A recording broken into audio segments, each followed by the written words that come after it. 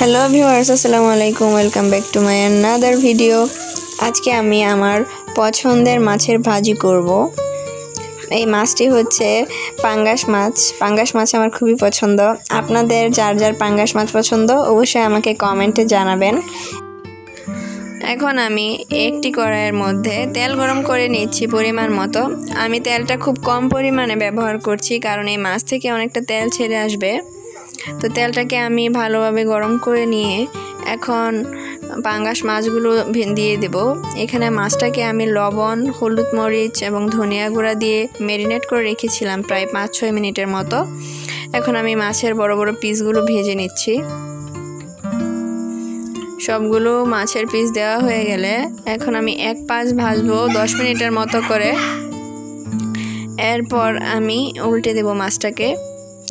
এই যে আমি মাছটাকে উল্টে দিলাম। এখন আমি মাছটাকে আরও 5-7 মিনিটের মতো ভেজে নেব। চুলার আঁচটাকে আমি লো থেকে মিডিয়ামে করে দিয়েছি, যেন মাছটা মুচমুচি করে ভাজা হয়। আমার ভাজিটা কমপ্লিট হয়ে গেছে। এখন আমি এটাকে উঠিয়ে গরম গরম ভাতের সাথে সার্ভ করে নেব। আমার ভিডিওটি ভালো লাগলে অবশ্যই চ্যানেলটিকে সাবস্ক্রাইব করে দেবেন। আর সম্পূর্ণ ভিডিওর সাথে থাকার জন্য অসংখ্য ধন্যবাদ।